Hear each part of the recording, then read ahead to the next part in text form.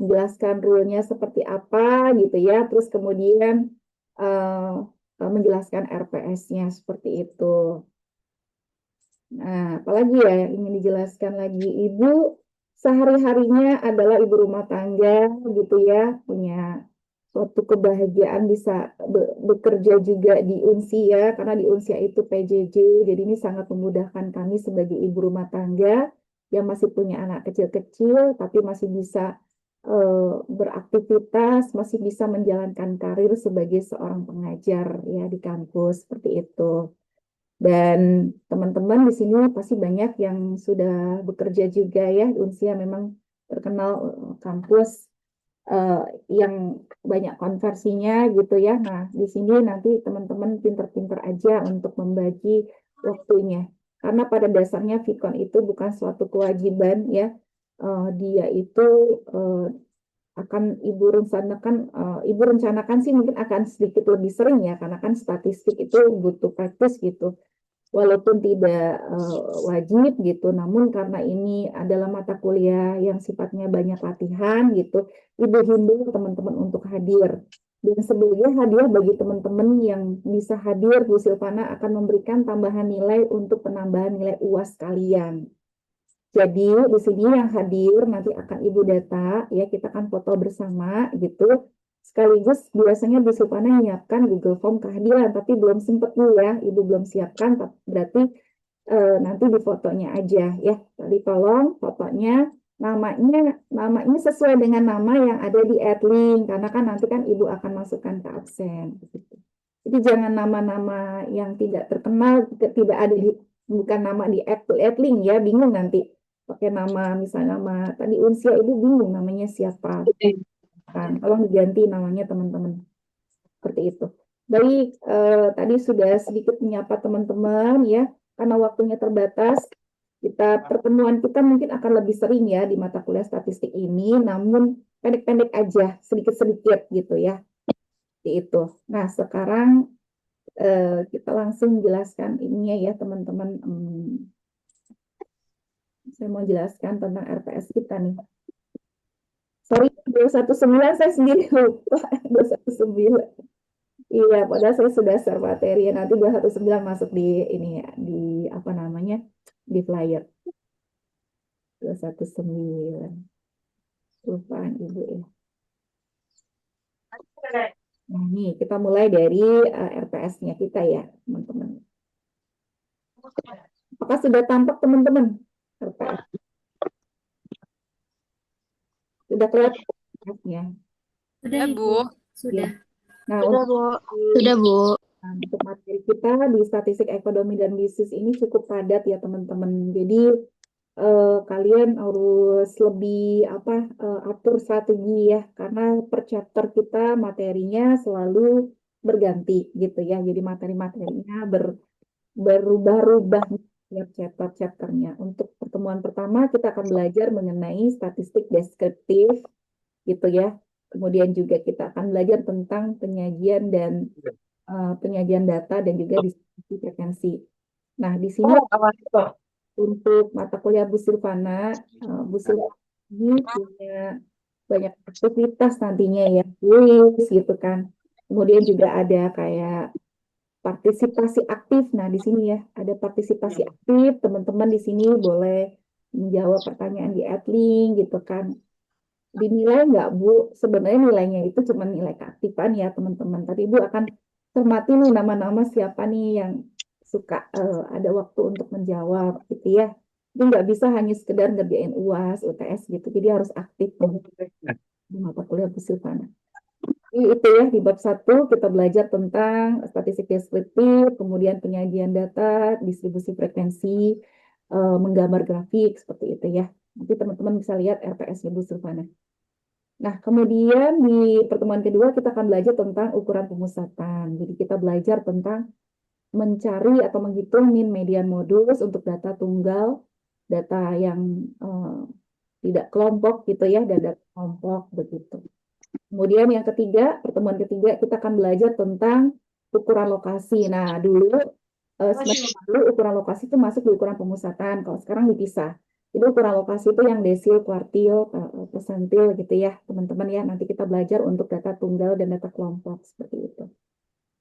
Kemudian yang keempat, rekan-rekan juga belajar tentang ukuran penyebaran. Nanti kita belajar tentang bagaimana mencari standar deviasi, apa kita belajar tentang mencari varian, seragam, kan gitu, standar rata-rata dan lain-lain gitu ya. Terus yang kelima, nanti kita belajar tentang skewness, ya, skewness kurtosis. Nah, itu tujuannya untuk melihat apakah data tersebut bisa mendekati distribusi gitu kan. Ada outlier, untuk nanti pengantar teman-teman. Yang keenam, kita belajar tentang angka indeks. Ini sedikit berbeda ya dibandingkan mata kuliah statistik lainnya, karena kita ini orang ekonomi gitu ya, orang manajemen, kita harus ngerti tentang angka indeks ya. Jadi kita harus ngerti mengenai indeks-indeks yang ada di apa namanya di perekonomian kita. Nanti kita belajar di pertemuan ke-6. Pertemuan ke-7 kita akan mendalami pertemuan pertama gitu ya. Oke. Terus kemudian pertemuan 8 kita Iya. Bu Silvana. ya. Kira. Halo. Ya Allah. Iya, ini mungkin bocor ya, Bu. Iya. Oke, teman-teman boleh dibantu siapa satu nih boleh menjadi volunteer untuk bantu Ibu untuk mengemute kalau ada bocor-bocor ya. Sayang gitu. Terus kemudian di pertemuan setelah UTS, kita masuk ke pertemuan ke-9, itu kita belajar tentang teknik probabilitas teori peluang. Karena kita akan masuk kepada statistik inferensial. Jadi statistik itu kan ada dua bagian ya. Ada statistik deskriptif yang diajarkan sebelum UTS, dan statistik inferensial ya. Udah melarinya kita udah mengambil sampel, kemudian melakukan pengujian hipotesis, kan gitu ya. Pengantarnya sebelum masuk ke inferensial itu, kita akan belajar tentang teori peluangnya dulu gitu. Kita belajar bagaimana menentukan tingkat signifikansi dan sebagainya. Nah, itu masuk ke dalam teori peluang di pertemuan ke-9. Di pertemuan ke-10 kita akan belajar distribusi ya, distribusi peluang. Jadi nanti akan dibagikan menjadi peluang diskrit dan peluang kontinu. Di pertemuan ke-11 ya padat banget ini. Ke-11 kita bicara mengenai pengujian hipotesis ya. Pertemuan ke-12 kita belajar tentang ini estimasi parameter. Pertemuan ke-13 kita masuk ke analisis korelasi. Nah, udah mulai nih korelasi, udah pakai data sampel. Ke-14 kita belajar analisis regresi sederhana. Ke-15 kita belajar tentang analisis regresi linear berganda. Jadi rekan-rekan, Bu Silvana ini tipikal yang memang suka praktis ya. Jadi nanti jangan kaget kalau catatannya banyak, modulnya banyak ya. Jadi itu hasil dari cintaan Bu Silvana terhadap ilmu pengetahuan gitu ya. Jadi Bu Silvana punya modul. Jadi kalau kalian itu bisa ada waktu kemudian berlatih dengan modul-modul tersebut, insya Allah pasti akan sukses. Jadi nggak bisa mata kuliah ini cuma sekedar membaca. Ini mata kuliah yang sama dengan matematik ya, jadi harus praktis menulis. Namun tidak mungkin yang namanya mahasiswa itu dicek bukunya, dicek catatannya. Nah, di sini Bu Silvana akan masih nge-spill ke kalian mengenai apa soal di UTS dan soal di UAS. Soal di UTS Bu Silvana terdiri dari dua. Dua-duanya bentuknya adalah individual, ya tidak kelompok. Jadi yang pertama tugasnya pasti mengenai soal-soal yang diajarkan ya, soal-soal latihan yang diajarkan. Nah, yang kedua, soal yang kedua yang pasti ada, itu adalah bikin mind mapping. Tahu mind mapping kan? Mind mapping itu bagaimana kalian itu membuat pemetaan konsep gitu di materi-materi yang sudah diajarkan. Jadi dari situ Bu Silvana bisa ngecek cara belajar teman-teman. Ini teman-teman yang serius belajar pasti dia akan punya mind mapping. Contoh misalnya, hari ini kita belajar mengenai statistik deskriptif tentang menyajikan dan menyusun data. Rekan-rekan lihat modulnya Bu Silvana, rekan-rekan cukup bikin mind mapping. Bagaimana caranya bikin mind mapping? Bikin mind mapping itu kayak seperti bikin flowchart gitu ya teman-teman. Coba teman-teman googling aja mind mapping kayak apa. Teman-teman tulis di dalam kertas HVS kosong, ditulis tangan. Nggak boleh lagi pakai nggak boleh pakai Word atau apa, nggak boleh, nggak, jadi nggak merepotkan teman-teman kok. Ini nulis sendiri karena materi ini tuh harus melibatkan otak kiri dan otak kanan. Kalau teman-teman nggak banyak nulis, impossible sukses di mata kuliah tersebut. Nah, mata kuliah ini bukan mata kuliah cuma dibaca, harus nulis. Siapkan buku, siapkan alat tulis, nulis. Ya. Nah, jadi teman-teman, mind mapping itu nanti akan saya tugaskan pada saat UTS. Soal UTS itu ada soal mind mapping, nilainya itu adalah 40%. Yang 60% nilainya untuk nilai hitungan. Yang soal biasa gitu ya. Yang 40% adalah mind mapping. Teman-teman tulis aja secara manual di kertas kosong, pakai pulpen, pakai tangan kalian sendiri. Jelek nggak apa-apa. Ya, di foto setiap kali bab teman-teman foto. Misalnya hari ini bab 1, sesi 1, teman-teman pengen ngerjain, pengen cicil, cicil aja. Nggak apa-apa, karena pasti akan ditagih di UTS. Daripada nanti pas UTS. So, teman-teman kepikiran nih, oh aku tuh pertama kali belajar tentang pengertian statistik. Statistik dibagi dua, statistik inferensial dan statistik deskriptif dan statistik inferensial. Kemudian statistik deskriptif gitu kan, apa saja yang dibahas? Oh, ukuran pemusatan, ukuran penyebaran, ukuran lokasi dan sebagainya. Itu mind mapping namanya. Dan antara satu mahasiswa dengan mahasiswa yang lain akan berbeda-beda mind mappingnya. Mereka akan berkreativitas sendiri, ya. Nah, penilaian yang terbaik adalah yang mind mappingnya lengkap. Silvana akan nilai bagus. Nilainya itu 40% ya teman-teman, gede ya. Jadi tiap kali ini mending skill aja mind mapping. Saya hari ini nanti habis belajar bikin mind mapping sehingga nanti pas UTS nggak kelabakan gitu. Bikin 7 mind mapping jadinya. 2 atau 6, 6 aja lah karena 7 itu pendalaman. Jadi 1, 2, 3, 4, 5, 6 sampai angka indeks bikin. Jadi nanti dikumpulkan. Di foto dikumpulkan dengan jawaban apa namanya, jawaban yang itu, yang soal-soal biasa. Nah, ibu lebih prefer tulis tangan aja, suka tulis tangan, itu di foto aja, tapi pulpennya tebel ya, karena soal materi ini kalau misalnya kamu pakai AI gitu kan, mungkin bisa aja dapat jawabannya tinggal kopas-kopas, tapi masuk telinga kiri, keluar telinga kanan, nggak dapat esensinya. Ibu nggak melarang AI, teman-teman boleh pakai apapun. Tapi untuk mengantisipasinya, semua tugas Bu Silvana selalu tulis tangan. Agar supaya itu masuk tuh ilmunya ke dalam benak kita. Gitu. Itu yang miris ya. Kenapa Bu Silvana miris dengan pendidikan sekarang? Ya semakin canggih, kita semakin tidak apa ya terlalu banyak gitu yang masuk di otak kita. Sehingga kita nggak dapet gitu materinya. Nah, itu yang Ibu nggak pengen. Gitu ya teman-teman. Itulah kenapa Ibu pengen ketemu kamu karena Bu Silvana sedikit berbeda ya cara pengajarannya seperti itu. Jadi nanti siapkan saja mind mapping. Mind mappingnya kayak gimana? Kreativitas kamu sendiri. Kamu pakai warna-warna terserah. Mau biasa saja nggak apa-apa. Ibu nggak lihat hanya dari dekorasi. Ibu lihat dari isi. Tulisan saya jelek Bu. Justru sekarang perbaikin tulisan kamu. Gitu ya. Dibagusin tulisan kamu. Paham rekan-rekan? Tugasnya dari Bu Silvana seperti apa? Ya, Ibu paham. Ya, begitu. Paham, Bu. Disiapkan setiap kali belajar, siapkan mind mapping. Bu, mind mapping dapat dari mana? Dari mana-mana boleh. Nggak mesti dari model Bu Silvana. Ya, semakin kalian lengkap, detail, tulisan, ibu mana ya mind mapping ibu ya? Ibu punya mind mapping. Ya. Oh, di atas lantai 2. Ya, nggak bawa. Jadi ibu belajar tuh ya memang karena perempuan suka punya catatan ya, tapi minimal harus punya mind mapping kita kalau belajar apapun. Ini adalah kunci sukses ya teman-teman ya, dimanapun.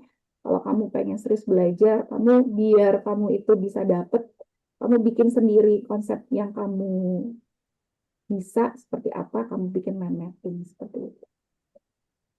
Ya, ini untuk RPS cukup sudah. Ada pertanyaan dulu sebelum kita masuk materi, silakan. Maaf ya, pakai pakaian rumah. pakai daster. Privilege-nya di Unsia kan bisa ngajar di rumah. Ada pertanyaan dulu? Biasanya ibu rapi ini lagi belum siap aja nih.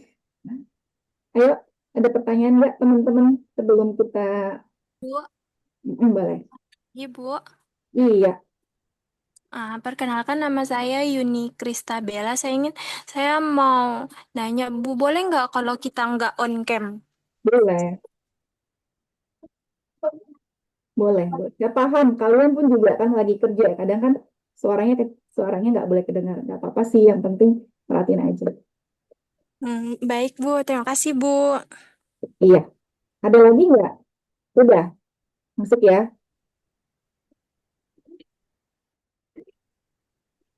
Oke. Oh iya, di kuliah ini nanti Bu Silvana akan jadi ini ya, koordinatornya ya. Jadi nanti video-videonya nanti Bu Silvana yang bikin. Ya makanya lagi sibuk begini, Ibu nggak bisa siang atau malam. Apalagi malam ya, kalian tahu ibu-ibu tuh sangat sulit malam ya. Bimbingan Bu Silvana, bimbingan skripsi aja Bu Silvana nggak bisa malam ya. Karena malam yang diurus banyak gitu kan. Jadi ya itu plus minusnya kita bekerja kalau perempuan. Teman-teman kita udah masuk ke pertama nih ya. Kita belajar mengenai statistik penyajian statistik ekonomi dan bisnis pengantarnya dan juga penyajian data. Ini adalah indikatornya teman-teman. Jadi nanti hari ini kita sampai belajar tentang distribusi frekuensi dan juga menyajikan data dengan grafik ya teman-teman. Baik teman-teman. Kalau kita bicara mengenai era digital saat ini, gitu kan, pastinya semuanya serba cepat. Ya, keputusan itu harus didapatkan dengan cepat. Dan keputusan yang cepat tidak hanya cepat saja, tetapi yang reliable, yang benar, gitu ya, yang bagus, ya, yang mendapatkan keputusan yang terbaik, gitu. Nah, keputusan itu ya secara ilmiah ataupun keputusan yang baik itu harus berbasis data, gitu. Nah, data is king itu benar banget gitu ya. Jadi sekarang ada lembaga-lembaga yang sengaja mengumpulkan data. Kalau kalian nanti skripsi gitu kan, bingung mau pengen bikin pengaruh misalnya analisis pengaruh apa hmm, hutang hutang mungkin katakanlah dengan kepribadian manusia misal seperti itu gitu kan.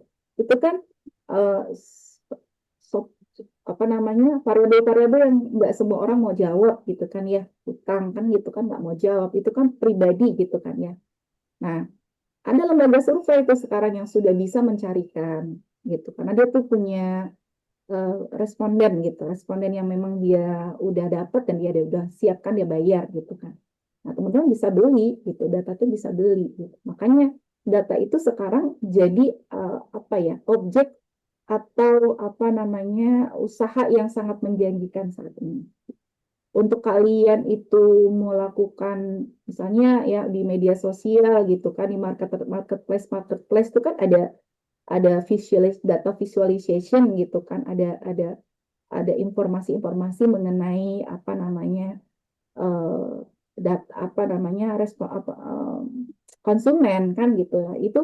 Itu sangat dibutuhkan untuk kita memutuskan oh bulan ini yang paling ngetren nih batiknya apa namanya jualan gamis batik kan gitu.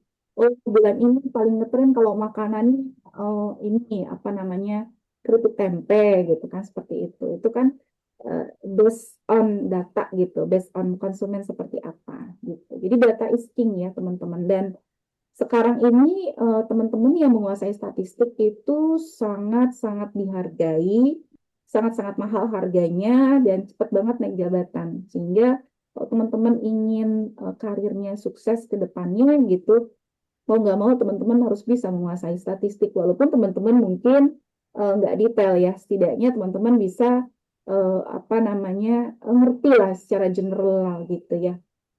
Jadi apa yang disebut statistika? Statistika itu adalah ilmu yang ya mempelajari tentang pengumpulan data, mengolah data, kemudian menganalisisnya dan sampai mengambil keputusan.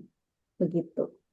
Nah, terus kemudian peranannya dalam ekonomi dan bisnis manajemen seperti kita kan masuk dalam ekonomi dan bisnis tentu saja sebagai analisis penjualan kita sudah dapatkan tren pasar seperti apa, kita analisis dan kita nanti akan mengambil keputusan gitu berdasarkan tren tersebut. Kemudian juga bisa evaluasi kinerja perusahaan, itu penting sekali. Jadi kinerja perusahaan itu harus dievaluasi. Untuk apa ya? Untuk tentu saja sustainable ya perusahaan tersebut gitu kan. Dan juga pengambilan keputusan-keputusan yang rasional. Nah, jenis statistika itu ada dua, yaitu deskriptif. Deskriptif itu menyajikan data, ya konsepnya hanya just to inform the data. Jadi hanya sekedar menyajikan data saja, gitu ya. Jadi dia itu dalam bentuk biasanya tabel-tabel, gambar-gambar, grafik-grafik, chart, dan nilai-nilai yang sifatnya ukuran-ukuran pemusatan seperti mean, median, modus, itu tuh deskriptif larinya. Nah, namun dia sifatnya hanya sekedar menyajikan data, ya, belum bisa dijadikan pengambilan keputusan. Kenapa? Karena dia belum melibatkan sampling di sini. Nah, untuk pengambilan keputusan itu ranahnya bukan di deskriptif, tetapi ranahnya yang kedua ini, yaitu di inferensial. Nah, dia sudah melibatkan sampel di sini. Dia sudah ada teknik-teknik pengujian hipotesis di sini, ya. Dia sudah ada namanya margin error di sini. Berarti dia bisa dipakai untuk penarikan kesimpulan.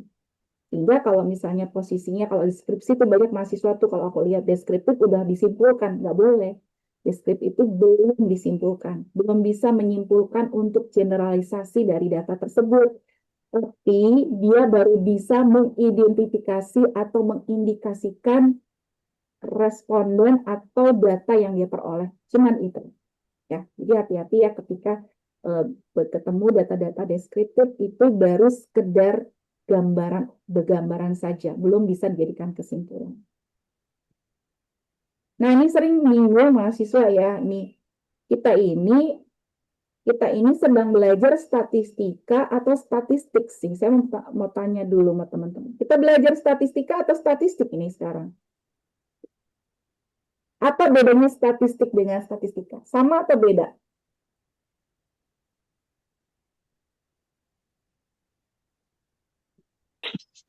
Sama atau beda statistik dengan statistika? Beda, Bu.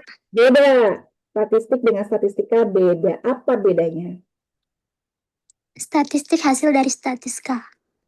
Betul, statistik adalah hasil dari statistika. Sedangkan statistika adalah metode ilmiah atau ilmunya. Ya, walaupun mereka itu masih dalam satu root, satu akar gitu, tetapi beda ya. Statistika itu ilmunya gitu. Sedangkan statistik itu hasil dari statistika. Nah, statistik nama lainnya juga atau bisa kita kenal sebagai karakteristik dari sampel. Jadi karakteristik dari sampel itu adalah statistik.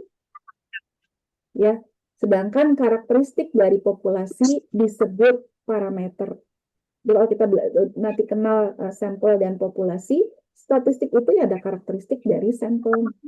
Nah, lihat di sini rekan-rekan ya, kita lihat di sini rekan-rekan. Kalau kita bicara populasi dan sampel, apalagi kita bicara mengenai statistika, ini ada bocor. Dibantu bagi yang bocor-bocor nih, di mute aja teman-teman. Dimatikan saja ya mic-nya. Nanti saya kasih kesempatan untuk kamu. Jadi kalau dalam statistika, teman-teman harus kenal simbol-simbol matematis, simbol-simbol Yunani, simbol-simbol Latin gitu ya teman-teman. Karena kita itu memang basicnya matematik. Jadi ada simbol-simbol di sini. Nah, ini peta ya. Peta itu bisa menjadi apa aja ya. Kalau dia nggak pakai topi, berarti dia adalah parameter. Parameter itu berarti karakteristiknya populasi. Ya, teman-teman tahu ya populasi sama sampel ya. Populasi apa sih populasi? Siapa yang tahu populasi? Apa populasi dan apa itu sampel? Siapa yang bisa jawab? Apa itu populasi dan apa itu sampel? Langsung ada di ini. Kalau boleh izin Carmela. Boleh. Kalau populasi itu terdiri dari banyak mungkin ya. Sampel itu hanya satu. Berarti itu mungkin Bu. Iya. Jadi populasi itu ibaratnya lebih banyak, sedangkan sampel lebih sedikit, begitu ya. Oke, boleh. Ada lagi yang ingin memberikan masukan? Ini banyak nih, 98 mahasiswa, masa populasi sampel. Monggo. Permisi Ibu, izin. Ya. Mm-mm. Saya sudah baca dari materi Ibu kalau misal dari populasi itu kumpulan, kalau sampel itu diambil dari salah satu yang ada di populasi. Bagian dari populasi. Ya, baik. Ya.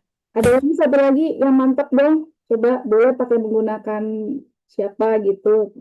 Teori siapa, sampel apa, populasi apa. Silakan. Izin Bu, Ya, silakan. izin Bu, saya Atika Sabrina Bu. Ya. Izin menjawab Bu, setahu saya kalau populasi itu lebih ke keseluruhan subjek atau objek penelitiannya. Kalau sampel itu lebih ke sebagian kecil dari populasi yang diambil Ya, betul. untuk mewakilkan itu. Siapa namanya, Mbak? Atika Sabrina Bu. Atika Sabrina. Ya, makasih ya, Atika Sabrina lebih melengkapi ya, Atika Sabrina. Betul. Nah, jadi populasi itu adalah seluruh dari pengamatan kita, gitu kan. Seluruh dari objek yang kita amati, gitu. Itu adalah populasi. Nah, kalau misalnya kita meneliti tentang pendapatan masyarakat Indonesia, gitu kan ya. Populasinya berarti ya seluruhnya masyarakat Indonesia ya yang sudah punya pendapatan ya, atau seluruh masyarakat Indonesia ya kan, dari Sabang sampai Merauke, gitu ya. Itu populasi. Pertanyaannya, tidak kita meneliti seluruhnya?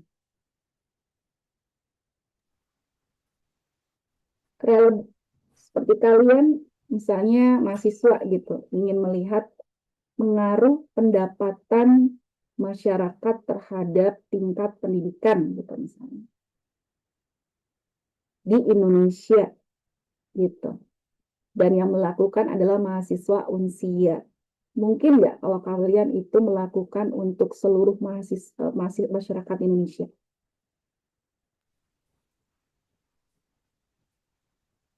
Mungkin nggak kalau kalian itu melakukan penelitian untuk seluruh populasi? Tidak, Bu. Ya Ibu. Bisa jadi iya gitu kan, tapi kan sulit ya. Maksudnya waktunya akan panjang kan gitu. Biaya akan besar kan gitu. Nah, apa solusinya kalau kita itu ingin meneliti tingkat pendapatan masyarakat terhadap tingkat pendidikan? Apa solusinya? Kalau kita ingin meneliti seluruhnya itu, kita harus menggunakan apa? Menggunakan teknik sampelnya itu. Kita harus menggunakan sampel. Ya, jadi sampel itu adalah solusi kita bisa melakukan penelitian secara general. Walaupun kita hanya mengambil bagian dari populasi, misalnya saya ngambil di Kalimantan, mungkin di posisinya di Pontianak.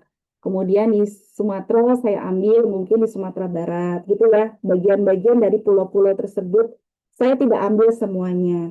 Nah dari situ ya kan, saya akan mengambil suatu keputusan nih, ternyata tingkat pendapatan masyarakat yang di atas 5 juta ke atas, dia bisa menyekolahkan anaknya sampai S2, let's say seperti itu gitu kan. Walaupun nggak bisa kita ambil secara itunya, tapi kalau kita menggunakan statistik, kita melihat dari data seperti itu.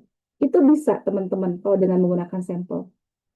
Nah, sampel ini sangat dibutuhkan teman-teman ya, karena kita nggak mungkin meneliti semuanya gitu. Sangat berat gitu kalau kita meneliti semuanya. Nah, sampel ini ya namanya karakteristiknya namanya statistik teman-teman. Nah, jadi yang pakai topi-topi ini, kenapa pakai topi? Karena dia menduga populasi. Dia kan tidak sejumlah populasi, dia bagian dari populasi, makanya dia pakai kata tanda topi. Ini bentuk topi ya, topi itu segitiga lancip begitu gitu. Nah, makanya kalau kita bicara mengenai koefisien regresi ya, koefisien regresi biasanya simbol dari intercept atau konstantanya simbolnya alfa atau A besar pada statistik sampel simbolnya pakai alfa atau pi atau A kecil. Kalau huruf di sini besar, di huruf sini kecil. Ya. Kalau nanti kita belajar nih tentang regresi juga, ada namanya error. Errornya di populasi dia bentuknya seperti ini. Ini bacanya adalah sigma, ya. Bacanya sigma juga. Sigma ada banyak di ini disebut, atau disebut dia nyebut error aja lah biar nggak bingung. Tapi kalau kita nyebutnya sigma ya orang statistik. Ini juga disebut sigma. Ini bentuknya juga sigma, yang bentuknya kayak itu sigma juga, bentuk sigma. Sigma itu banyak. Tapi kita sebut ini error lah nyebutnya. Kalau di statistik error topi atau huruf kecil E. Varians di sigma, ini bacanya sigma juga nih teman-teman. Sigma kuadrat, ya. Statistik sampelnya sigma kuadrat topi atau S kuadrat. Kemudian koefisien korelasi dia pakai rho, ini simbol rho. Untuk statistik sampel namanya rho topi atau R kecil. Nah, kalau pada parameter populasi dia pakai mu, ya, mu. Kalau pada sampel statistik ya, statistik dia X bar. Jadi kalau teman-teman nanti ketemu bentuk X bar, dia bekerja pada sampel. Dia bekerja pada sampel. Kalau disajikan data populasi, simbolnya nggak boleh pakai X bar, tapi mu. Ya, hati-hati simbol itu perlu diperhatikan di statistik. Nah, sekarang kita masuk ruang lingkup. Tadi ya, ruang lingkup sudah dijelaskan ada statistik deskriptif dan inferensial. Kalau statistik deskriptif itu baru sampai untuk menginformasikan data yang kita peroleh. Cuma sampai situ saja. Tapi inferensial sudah melibatkan sampel. Makanya inferensial itu bisa dijadikan keputusan karena dia melibatkan sampel. Sudah ada teknik-teknik pengujian hipotesis di situ. Sudah ada teknik-teknik probabilistik di situ. Jadi pengambilan keputusan harus dilakukan di statistik inferensial. Jangan di statistik deskriptif. Jadi ketika kalian cuma sekedar melihat rata-rata dari pendapatan, gitu. Rata-rata dari penduduk, rata-rata dari mahasiswa usia itu nilai statistiknya gitu kan. Terus kemudian diambil keputusan nanti mahasiswa usia diikutin lomba statistik tingkat internasional seperti itu. Nggak bisa. Kalau cuma dari rata-rata, kita harus ada uji-uji pengambilan sampel dan sebagainya. Jadi statistik deskriptif hanya sekedar informasi aja. Nah, masuk ke statistik inferensial. Statistik inferensial sendiri nanti ada statistik parametrik dan statistik non-parametrik. Statistik parametrik dia itu mendasarkan terhadap distribusi tertentu. Ya. Jadi ada asumsi yang harus dipenuhi kalau pada statistik parametrik. Namun statistik parametrik walaupun ribet banyak asumsinya, dia menghasilkan keputusan yang lebih robust, lebih bisa dipertanggungjawabkan ketimbang statistik non-parametrik. Tapi non-parametrik pun juga sekarang sudah jadi solusi.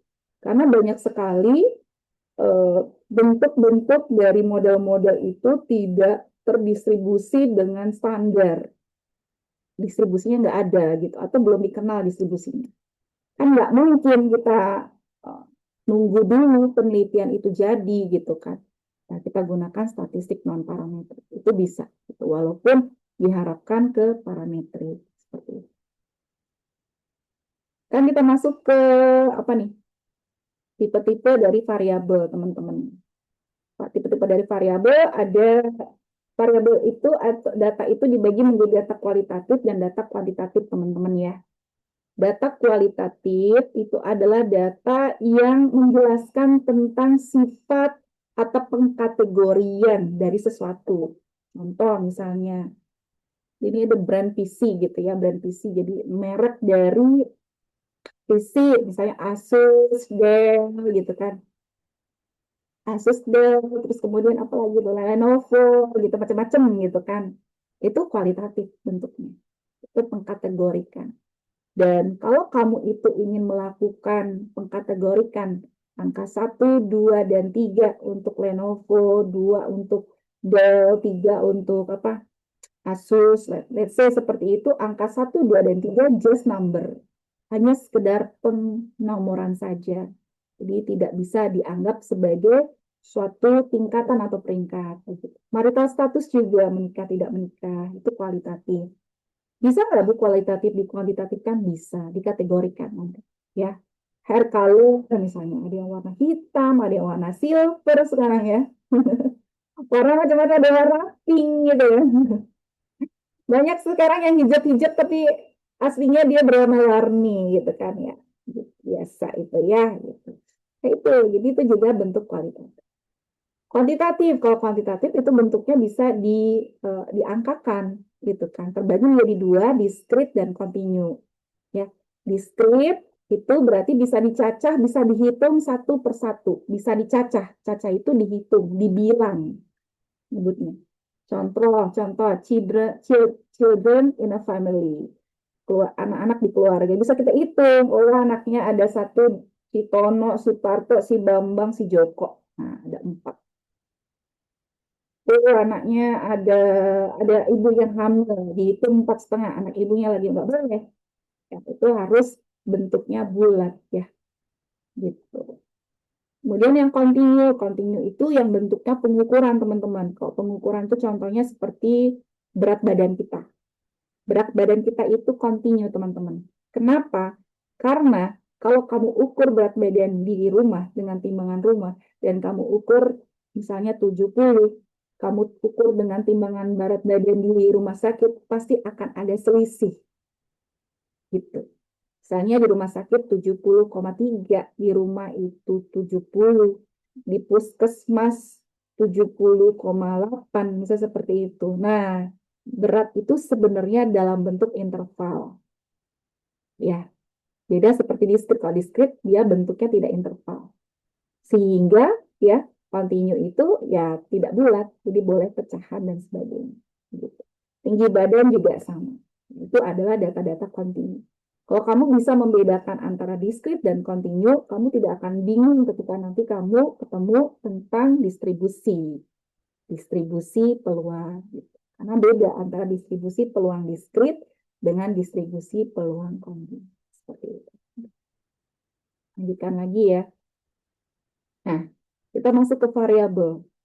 Variabel itu ada macam-macam teman-teman ya. Variabel itu adalah sesuatu yang kita ingin cari ya, nilainya kan itu variabel ya. Variabel itu ada macam-macam. Saya kenalkan yang pertama yaitu variabel independen dan variabel dependen. Nanti teman-teman ketika TA akan terbiasa dengan nama ini ya. Variabel independen adalah variabel yang digunakan untuk menjelaskan atau memprediksi ya. Variabel dependen. Sedangkan variabel dependen adalah variabel yang diukur atau diamati dan itu dipengaruhi oleh variabel independen. Contoh, pengaruh jam belajar terhadap jumlah IPK kita. Gitu kan? Mana sebab, mana akibat. Kalau variabel independen itu penyebab, variabel dependen itu adalah akibat. Mana penyebabnya? Duluan mana? Gitu. Kalau pengen membedakan independen sama dependen. Belajar dulu atau IPK dulu, teman-teman.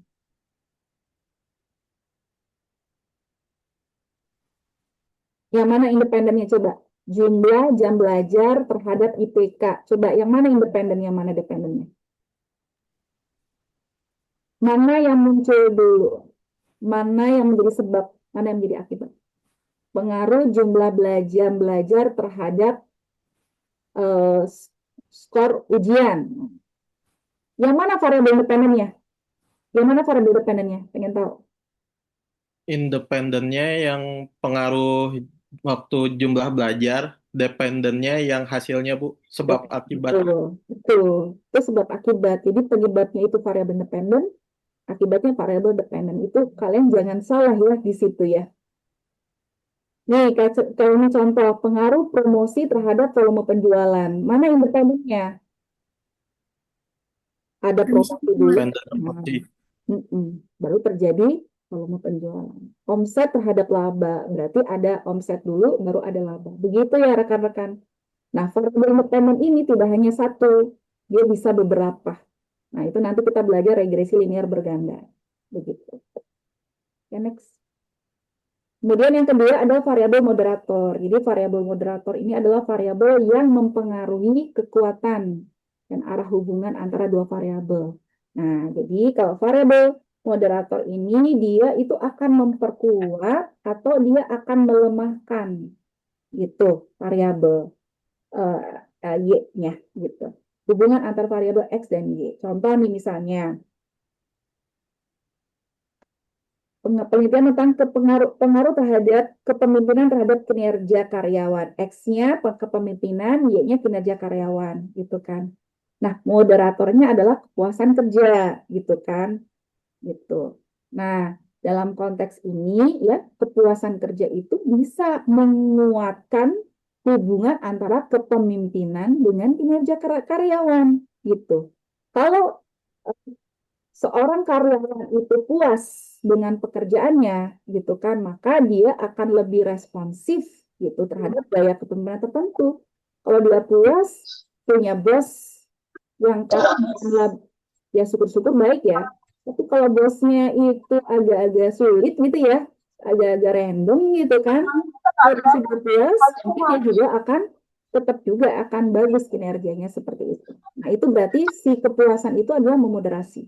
Nanti ketika TA sering ketemu nih variabel-variabel ya. Itu.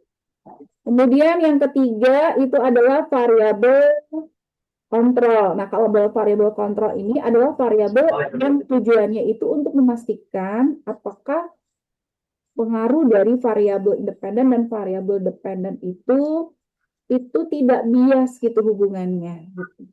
Jadi contohnya nih tidak ada hubungan. Contohnya adalah pengaruh harga terhadap permintaan. Ya. Harga terhadap permintaan itu kan sebenarnya kalau kita ini banyak ya, banyak faktor nih harga terhadap permintaan. Ya. Ada faktor-faktor yang mempengaruhi harga terhadap permintaan gitu kan. Itu.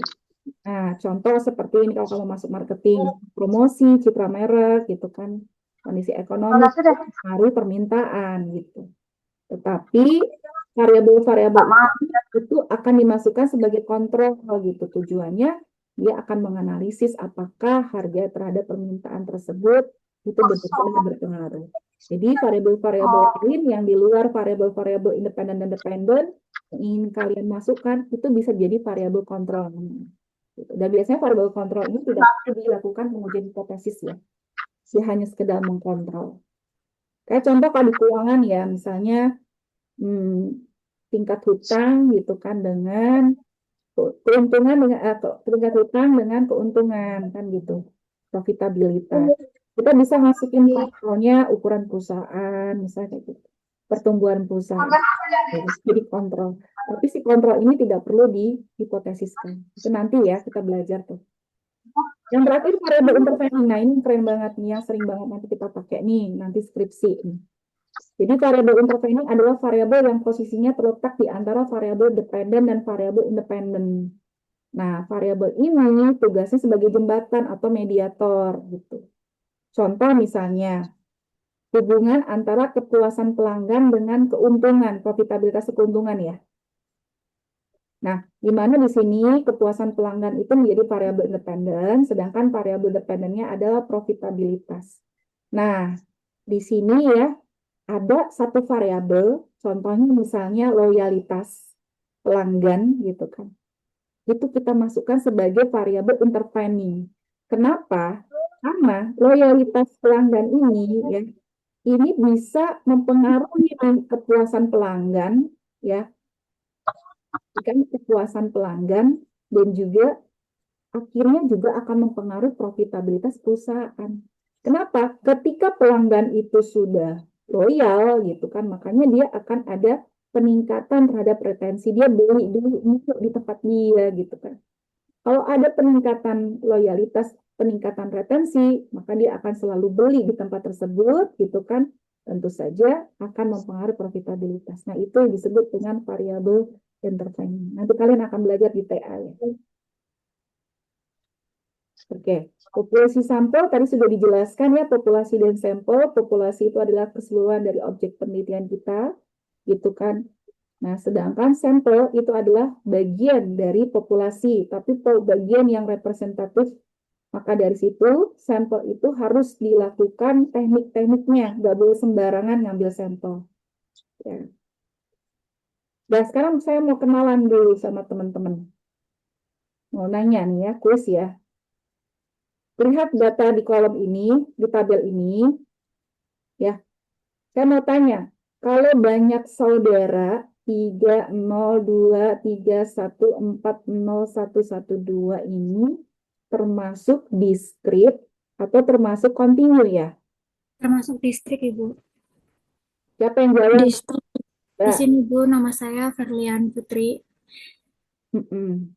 Untuk jawabannya, banyak saudara dalam keluarga itu jawabannya ikutnya distrik karena bisa dihitung. Iya. Tuh, Karliana ya, saya catat ya. Ferlian, Ibu. Ferlian. Tinggi badan, siapa mau jawab? Kalau tinggi badan Bu. masuknya ke continuous, Bu. Gantian Mbak Ferlian. Siapa? Masuknya ke continuous. Saya tuh siapa tadi saya?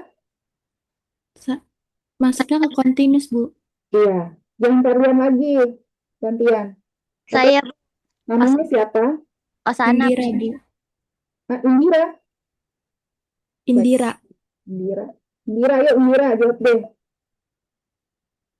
Badan? Tinggi badan tuh masuknya ke continuous, Bu. Kenapa? Karena nggak bisa dibulatkan. Karena dia berasal dari proses pengukuran. Jadi Ya. itu dalam interval ya. Gak apa-apa deh tuh kasih nilai. Oke, berat badan? Kontinu, Bu. Siapa namanya? Mang Dani, Bu. Dan kenapa continue? Karena berat badannya bisa berubah-ubah atau tidak bisa dibulatkan. Berubah. Iya. Berasal dari proses pengukuran. Ya, jadi dia itu berada dalam selang interval tertentu. Jadi 48 itu sebenarnya dia berada dalam interval 48. Gitu. Ya, sekarang saya mau tanya, warna kulit ini termasuk kualitatif atau kuantitatif? Kualitatif. Aja. Apa? Kualitatif, Ibu. Kualitatif. Kenapa kualitatif? Karena tidak berupa angka. Tidak berupa angka. Tapi bisa diangkakan nggak? Bisa. Diangkakan. Oh, Bisa. bisa. Ya. Oke. Yuk, siapa yang mau jawab? Apa yang disebut dengan sampel dan apa yang disebut dengan populasi? Siapa yang mau jawab?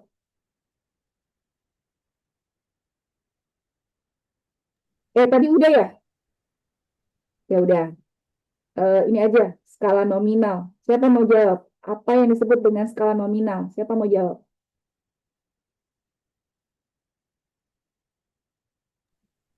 Izin Ibu,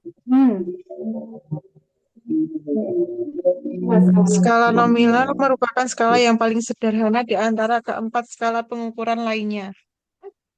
Itu toh. Maaf Bu, Coba. skala nominal merupakan skala yang paling sederhana di antara keempat skala pengukuran lainnya. Coba ada lagi nggak? Ya, makasih ya Mbak. Coba ada lagi nggak yang definisi skala nominal? Izin saya, Bu, boleh? Boleh.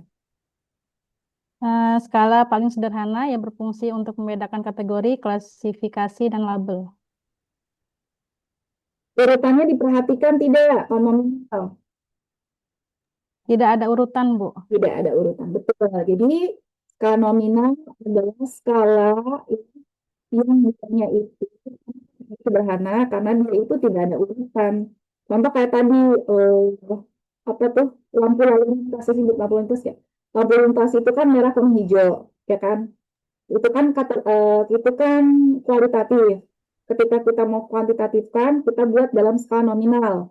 Merah itu 1, kuning itu 2, hijau itu 3.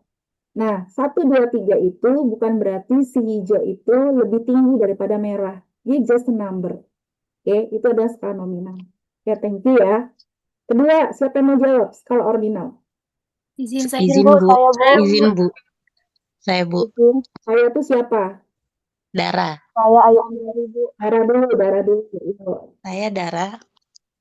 Skala ordinal itu skala pengukuran yang mengklasifikasikan data ke dalam kategori berdasarkan peringkat atau urutan tertentu. Iya, betul. Contoh, ada sangat tidak puas, ya kan?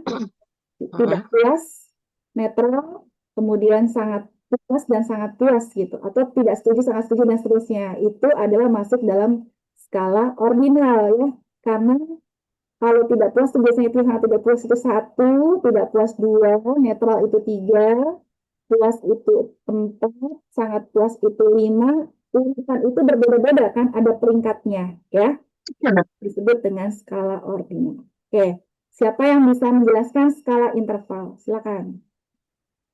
Saya, Bu. Interval saya, Bu. Bu. Siapa namanya? Indah, Bu. Jangan berkali ya. Siapa? Dinda, Bu. Dinda. Dinda. Dinda Septi, Bu. Oh, Dinda. Dinda. Dinda. Apa skala interval? Hal itu jenis pengukuran kuantitatif yang menunjukkan urutan data sekaligus memiliki jarak interval yang konsisten dan bermakna antara nilai-nilainya. Contohnya kayak jarak setara itu selisih antara 10 derajat Celcius dan 20 derajat Celcius. Sama dengan 30 derajat Celcius dan 40 derajat Celcius. Kayak gitu, Bu. Masih banyak. Kita sedikit. Ada perbedaan khusus dia dengan skala rasio interval itu. Skala rasio. Bapaknya, bapak-bapak nih, tadi bapak-bapak siapa namanya ini? Laki-laki? Izin Bu, saya Bu, ayo. Siapa namanya? Siapa nih? Ya, Bu. Apa namanya? Bapak dulu. Nama saya Mariano dari Timor Leste. Marian ya. Ya silakan Marian, Timor Leste. Mariano. Ya. Mariano. Oke, Mas. Mas. Berapa ya Mas? Oke, Iya, Bu. Marian, silakan dari Timor Leste. Apa yang disebut skala interval? Skala rasio adalah skala pengukuran yang Interval dulu. memiliki Interval dulu. Interval dulu.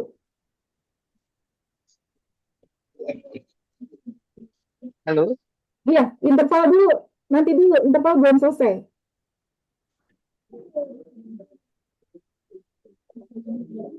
Halo. Ya, halo. Aku dengar. Marian. Ya, mari. Oke. Apa skala interval? Belum skala rasio.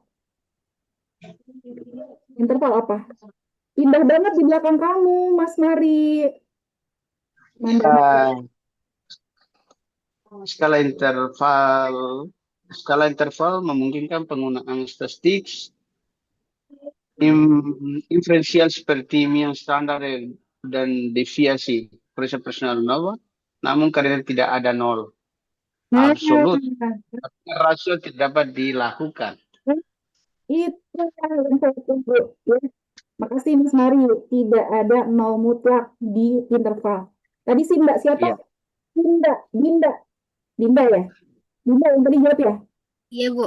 Dinda di Celsius atau suhu itu termasuk di interval. Itu betul. Kenapa? Karena memiliki jarak yang sama. Jadi antara 10 sama 10, 20 ke 30 itu kan selisihnya 10. 30 ke 40 sisanya 10. Tapi sebenarnya poinnya itu adalah di nol mutlak. Ya, di nol mutlak itu. Saya mau tanya, suhu itu punya nol mutlak enggak? Suhu itu punya nol mutlak enggak? Coba let's say saya ambil 0 derajat Celcius. Benar-benar enggak. Suhu tidak memiliki nol mutlak, Bu. Suhu tidak memiliki nol mutlak. Kenapa? Karena Celsius itu di Kelvin adalah sebesar 273 Kelvin, ya enggak? Di Fahrenheit ada nilainya, ya kan? Artinya derajat Celsius itu tidak nol mutlak. Ini yang gampang kita gampang kita menganalogikan. Contohnya ada tanggal lahir, tanggalan itu punya nol mutlak enggak? Tidak, Ibu. Ada enggak tanggal 0? Tidak. Ya ada. Mulai dari tanggal 1. Iya, tidak ada tanggalan itu 0. Nah, itu berarti Kalau misalnya tanggalan itu masuk di skala interval. Berarti ya di skripsi itu kadang kan ada penentuan skala. Ada lagi skor IQ. Skor IQ itu nggak ada 0. IQ itu nggak ada 0 ya teman-teman. Punten-punten ya. Binatang kayak kucing pun dia punya IQ. Ya, apalagi kita gitu, manusia dengan mungkin katakanlah istilahnya disabilitas itu punya IQ. Tidak ada IQ 0. IQ negatif juga nggak ada. Paham ya? Nah, yang terakhir rasio itu tadi udah jawab sama Mari juga. Rasio itu adalah skala yang memiliki titik nol mutlak. Jadi dia paling tinggi. Ya, jadi titik nolnya ya beneran ada 0. Contoh misalnya kalau tinggi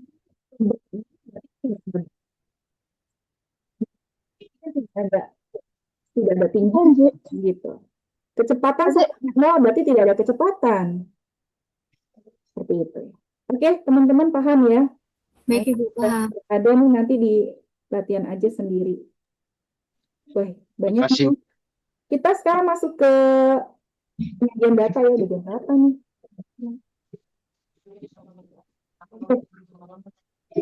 Ya, janjinya 1 jam doang. Yuk, kita masuk ke penyajian data ya.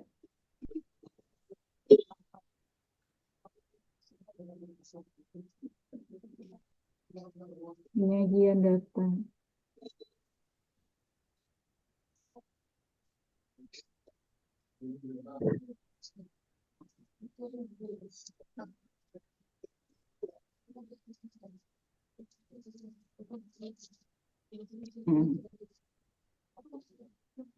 Sudah lihat ini? Sudah lihat teman-teman? Sudah lihat ini? Sudah lihat apa namanya? Sudah, kelihatan. Oke. Sudah, Ibu. Kita masuk ke 1B deh. 1B dulu deh. Saya lupa ini teman-teman. Lupa ke distribusi frekuensi dulu sebelum ke gitu. Nah, kita masuk di frekuensi dulu ya. Ini 1B kan? 1A. 1B. 1B. Ini sama ya.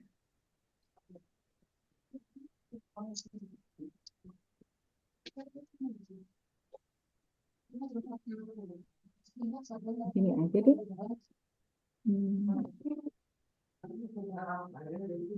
Dari sini. Sama aja kok. Nah, nih. Ya, teman-teman, sekarang kita masuk ke distribusi frekuensi. Sudah lihat PTP? Sudah? Sudah, Bu. Oke. Sekarang kita masuk ke distribusi frekuensi. Nah, distribusi frekuensi ini adalah dipakai ketika datanya sangat banyak, teman-teman. Data yang kita dapatkan banyak datanya. Makanya kalau data itu mentah ya, data itu tidak dibentuk dalam bentuk tabel distribusi, nanti dia akan sulit untuk dianalisis, begitu teman-teman. Maka kita perlu ya untuk mengerti mengenai distribusi frekuensi, gitu. Contoh nih teman-teman, kita ambil survei terhadap 30 karyawan. Ya, ini 30 nih teman-teman. Nah, kalau teman-teman cuma data seperti ini bingung. Ya kan, nggak jelas. Masih 30 aja udah bingung. Ya enggak? Apalagi kalau udah 100. Makanya perlu kita buat dalam tabel distribusi frekuensi. Nah, bagaimana caranya? Langkah-langkahnya ada 5. Yang pertama adalah kita tentukan informasi tentang range. Range itu berarti adalah selisih dari data tertinggi dikurangi data terendah. Kita cari dulu data tertingginya dan data ini 30, ini ternyata 10. Data terendahnya kita cari ternyata 5. Berarti range-nya adalah 10 dikurangi 5, sama dengan 5. Gitu ya. Terus kemudian langkah kedua adalah kita menentukan jumlah kelas atau K kecil dengan namanya rumus Turgas. Rumusnya adalah K sama dengan 1 ditambah 3,3 logaritma N. N-nya berapa? N-nya dari banyak data. Kalau datanya 30, berarti N-nya 30. Jadi kita masukkan 1 ditambah 3,322 logaritma 30 itu adalah 1,47171. Kita kalikan dengan 3,3. Ya, dapatnya adalah 6,67. Ya, dan ini kita bulatkan ke atas menjadi 7 jumlah kelasnya. Langkah ketiga, angkanya ada 5 tadi kan ya. Langkah ketiga adalah kita menentukan panjang kelas. Ya, panjang kelas dirumuskan sebagai range dibagi dengan jumlah kelas. Tadi teman-teman udah dapat range-nya ya. Range-nya 5. Jumlah kelasnya 7. Dapatnya adalah 0,71. So, panjang kelasnya dibulatkan ke atas menjadi 1. Langkah keempat, kita menentukan kelas interval. Karena panjang kelasnya 1, berarti kelas pertama itu harus dimulai dari data paling terkecil. Data paling kecilnya adalah 5. Berarti kelas ke-1, 5 ditambah panjang kelasnya 1, berarti sampai 6. Ya. Kemudian masuk ke panjang kelas kedua, berarti 7 tambah 1 jadi 8. Masuk ke kelas ketiga, 9 ditambah 1 jadi 10. Nah, selanjutnya kita hitung frekuensi untuk setiap kelas. Caranya adalah kita hitung. Berarti antara 5 sampai 6 yang masuk ke dalam 5 dan 6 itu ada berapa? Kita hitung. Ada 12 ya. 1, 2, 3, 4, 5, 6, 7, 8, 9, 10. Kurang saya. 11. Kurang saya ya. Jadi saya nggak teliti. Nanti teman-teman tolong teliti ya. Nanti di modul ada kok itu caranya. 12 seperti itu. Nanti yang 7 sampai 8 teman cari sampai di jumlah 30. Begitu ya teman-teman. Oke, sekarang saya akan ajarkan untuk data yang besar seperti ini dengan menggunakan Excel teman-teman ya. Perhatikan Ibu. Datanya ada 50.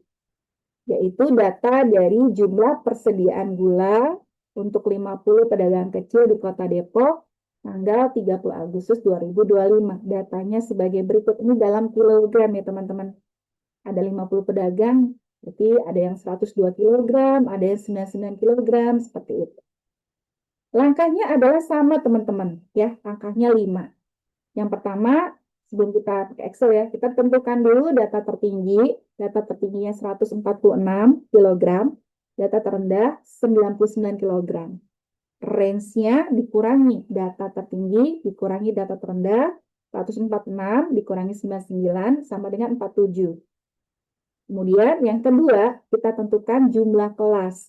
Jumlah kelas kita pakai rumus Turges.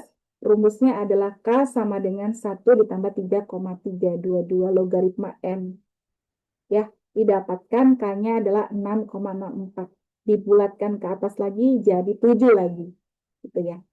Kemudian yang ketiga, kita tentukan panjang kelas. Rumusnya panjang kelas adalah range dibagi dengan jumlah kelas. Range-nya 47 dibagi dengan jumlah kelasnya 7. Didapatkan 6,71. Dibulatkan menjadi 7. Berarti ini ada 7 kelas. Nah, sekarang kita masuk ke Excel ya teman-teman.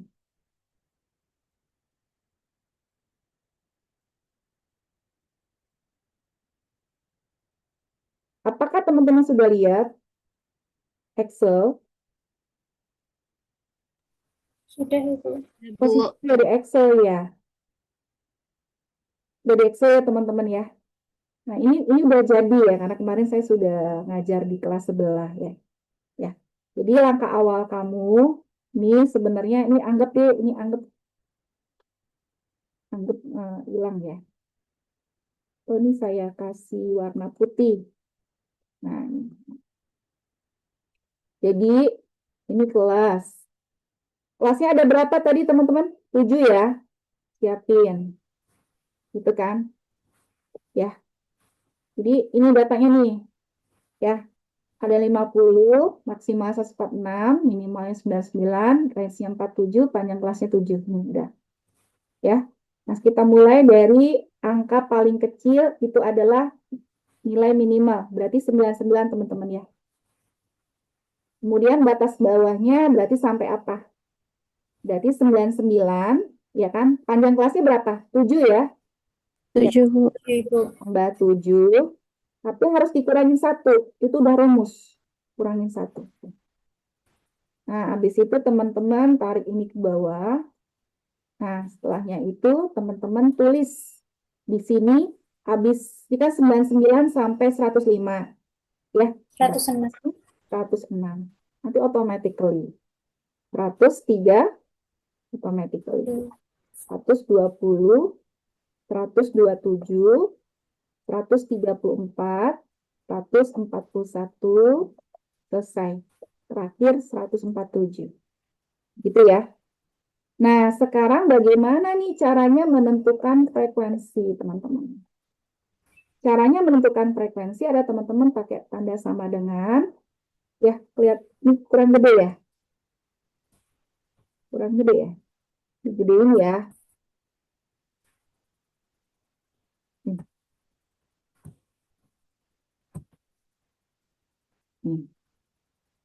Di konkenet ya. Oke, sama dengan Kontif. frekuensi. Klik 2 kali ini.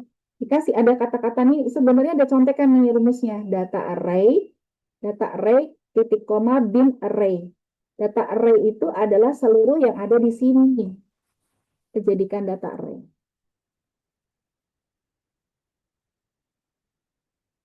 Ya, tuh.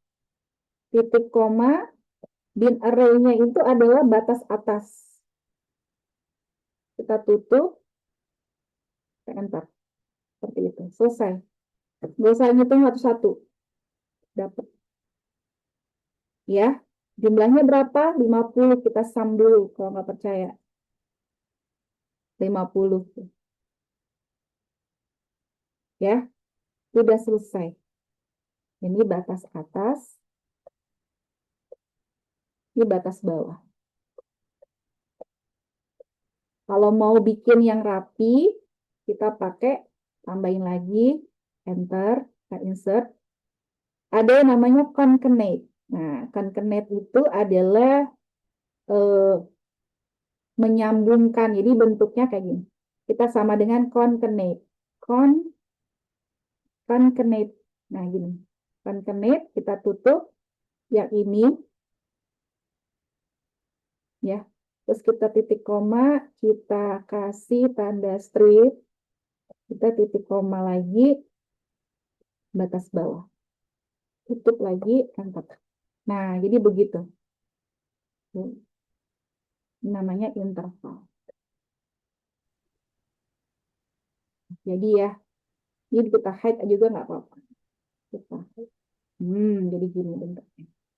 Kan gini kan, kalau di soal-soal tuh, bentuknya concatenate. Kenapa concatenate? Karena nanti kita mau gambar diagram batang, diagram garis, pakai concatenate ini. Oke, sebelum saya mau melanjutkan, ada pertanyaan dulu. Ini udah jadi, ini distribusi frekuensi udah jadi. Silakan.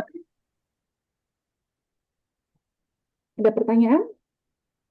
Gitu ya, nanti nonton lagi ya videonya ya, dicoba latihan ya. Dicoba lagi latihannya teman-teman. Oke, setelah kita belajar distribusi frekuensi, sekarang kita menyajikan grafik ya teman-teman. Kita menyajikan grafik distribusi frekuensi, ada 3 grafik yang nanti kita akan sajikan. Yang pertama line chart atau grafik garis. Yang kedua bar chart atau grafik batang. Yang ketiga pie chart atau diagram pie ya. Caranya bagaimana? Wajib pakai concatenate ya. Kita copy ini semuanya. Kemudian kita insert. Kita line dulu ya, cari line. Line-nya mana nih? Ini line. Ini line graph-nya. Nah, kamu boleh mainkan di sini, teman-teman. Mau dihilangkan kata-kata frekuensinya, dimainkan, dihilangkan boleh. Kamu pengen kasih nama di sini boleh. Kamu kasih nama axis title. Di sini interval ya kan. kasih nama interval, interval, interval, ya kan? Kalau ini dikasih nama apa? Atau ini persediaan gula ya? Persediaan gula. Kalau ini apa tadi? Jumlah Frekuensi kan? Nah, jadi ya, ini yang pertama diagram garis. Nih, jadi saya tarik ke bawah. Yang kedua diagram batang. Copy lagi. Kemudian insert batang di sini. Nah, batang tuh bentuknya seperti ini. Ya, boleh kamu rubah-rubah warnanya, kamu rubah-rubah namanya, boleh. Gimana caranya? Sama, mau pakai tanda plus di sini. Axis title-nya kasih nama. Ini tadi apa namanya? Persediaan gula ya. Kalau ini frekuensi ya. Nah, terakhir pie chart. Pie chart tuh bagus ya karena dia menunjukkan persentase. Caranya kita copy lagi. Kita ke insert.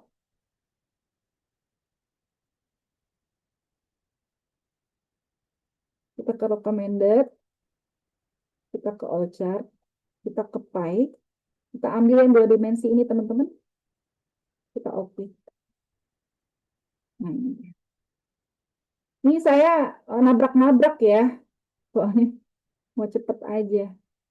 Nabrak-nabrak nih. Satu ini tabrak-tabrak. Nah, ini saya ini saya hilangin kata frekuensinya. Ini saya mau masukin. Enggak usah. Nah, ini. Data labelnya saya klik kanan aja deh.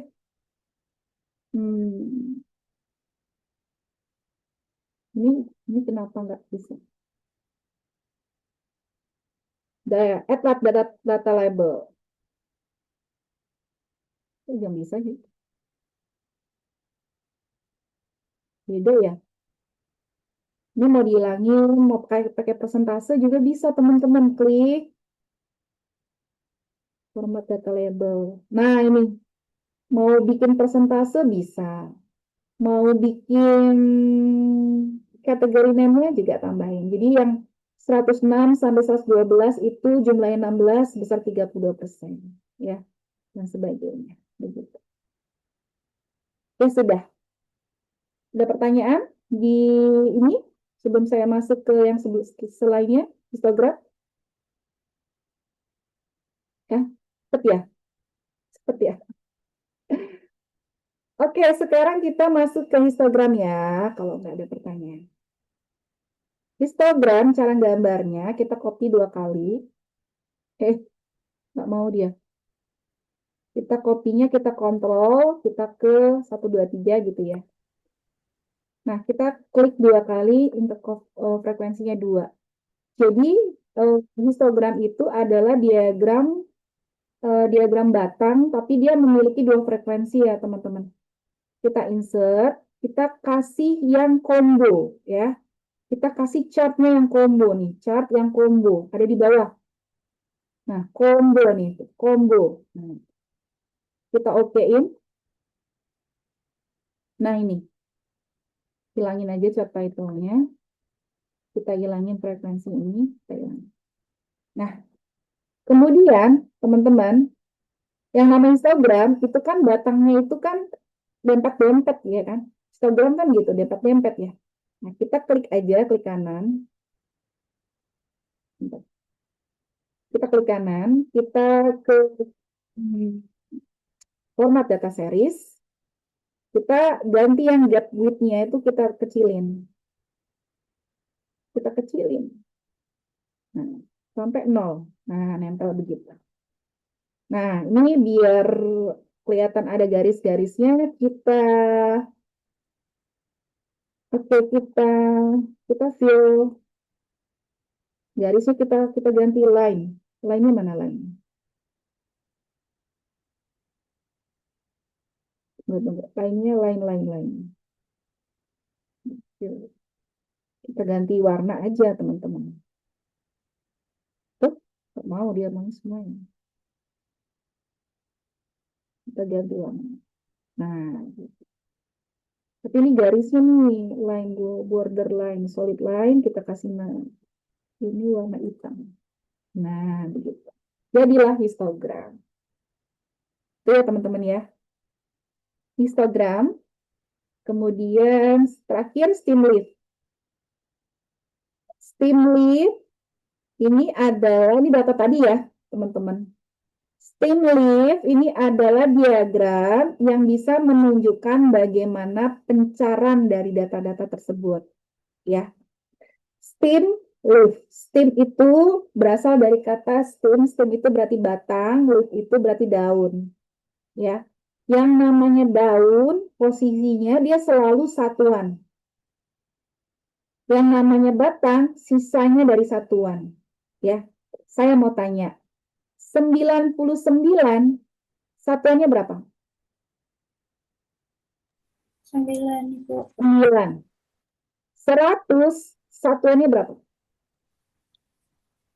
0. 0. 107 satuannya berapa? 7. 7. Jadi yang jadi leaf itu satuan, sisanya jadi stem atau batang. Paham ya teman-teman? Nah, grafik slide ini teman-teman pertama kali lihat nilai minimal maksimal. Nilai minimal kan 99. Berarti batangnya mulai dari 9. Ya. Sampai maksimalnya 146, berarti batangnya sampai 14. Nah, ini saya kasih tanda merah buat mastiin ini batang, ini adalah daun. Selanjutnya bagaimana teman-teman? Satu persatu. 99, berarti taruh 9, ini 9 satuan. 99 lagi, berarti 9, ini 9 lagi. 100, berarti masuk di sini, tambahin 0. Ya. 101, dan seterusnya sampai terakhir, ini cepat aja ya karena waktunya. 146, berarti 14 sama 6. Manual. Nah, kalau misalnya banyak gimana, Bu? Ya ribet lah kalau manual. Kita pakai rumus. Rumus di Excel. Rumusnya ini. Ya. Karena leaf itu satuan itu kan angkanya apa aja kalau satuan? Saya mau tanya, satuan itu angkanya apa aja, teman-teman? Satuan itu angkanya apa aja? 0 sampai 9, Bu. Ya, 0 sampai 9. 0 sampai 9. Berarti kamu lakukan rumus ini. Ya, kamu kopas aja. Kamu repetitif. Nanti kan saya kasih ya ini. Ini saya kasih. Kamu lakukan ini sampai 9. Ya. Nah, ini seperti ini. Nanti kamu akan dapat database-nya dari sini ke sini. Kamu turunin ke sini. Ya, kamu sort ke sini. Hasilnya akan sama ketika kamu cari manual. Sama kan. Seperti itu. Ya, nanti latihan ya, teman-teman ya. Ya, habis ini latihan, soal-soalnya dilihat, coba dilatih, gunakan soal yang berbeda. Nanti saya kasih file ini kepada teman-teman. Nah, sepertinya sudah cukup untuk pertemuan kali ini. Silakan, boleh 5 menit untuk bertanya. Silakan. Ada pertanyaan? Silakan.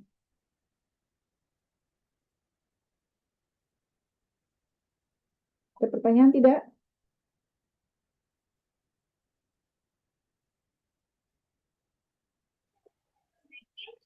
Ibu,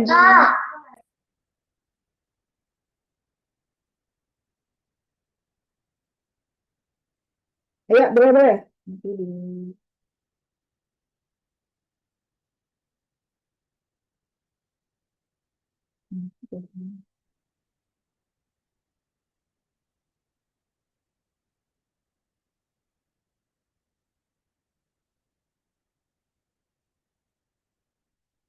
Ayo, silakan.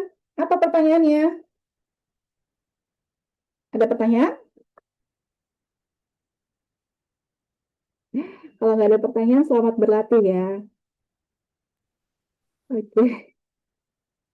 Teman-teman, Selamat berlatih, coba dibuka bukunya, buka modulnya, nanti silakan teman-teman coba. Kira-kira kalau nggak ada, saya akhiri saja ya. Terima kasih banyak, kita foto dulu. Akan sih. Ibu, izin bertanya Ibu. Ada. Siapa tuh? Ini atas nama Ayu Ibu.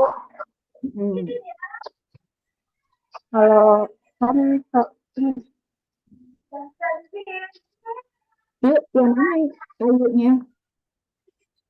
Ibu izin bertanya, kalau misalnya ini videonya akan tayang kembali atau tidak Ibu? Tayang. Direkod. Ibu, soalnya kurang fokus. Ya, nggak apa-apa. Oke, Ibu. Ibu, Udah untuk ya, terima kasih. konten ini dibagikan nanti nggak, Bu?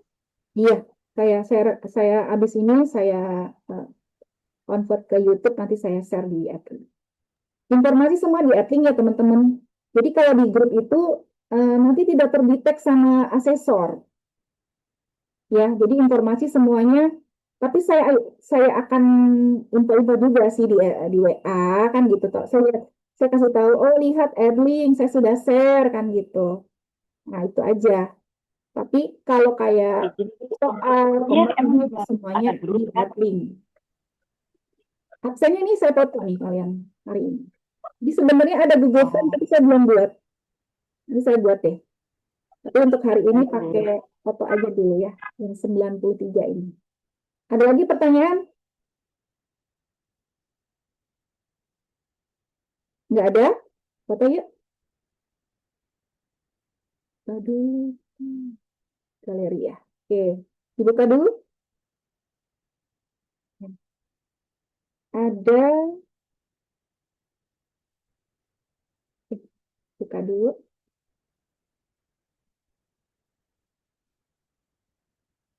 Cuma segini yang buka. Ini banyak 93 loh.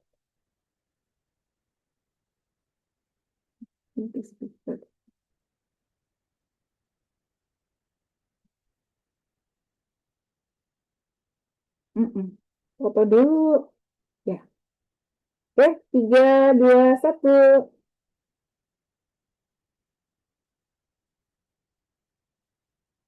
Oke, 3, 2, 1.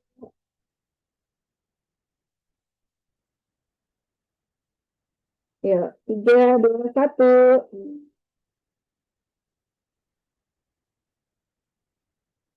3, 2, 1. Baik, terima kasih banyak ya atas pertemuan hari ini, teman-teman. Semangat. Disiapkan untuk setiap hari Selasa kita akan adakan Pikon yang untuk statistik. Ini hari ini agak sedikit panjang, nanti sedikit-sedikit aja, nggak sampai 1 jam kok. Ini karena hari pertama aja, ya. Kita akhiri. Terima kasih, Baik, Ibu. Baik, terima kasih, Makasih, Ibu. Ibu. Ibu, makasih. Terima kasih, Bu. Banyak, Ibu.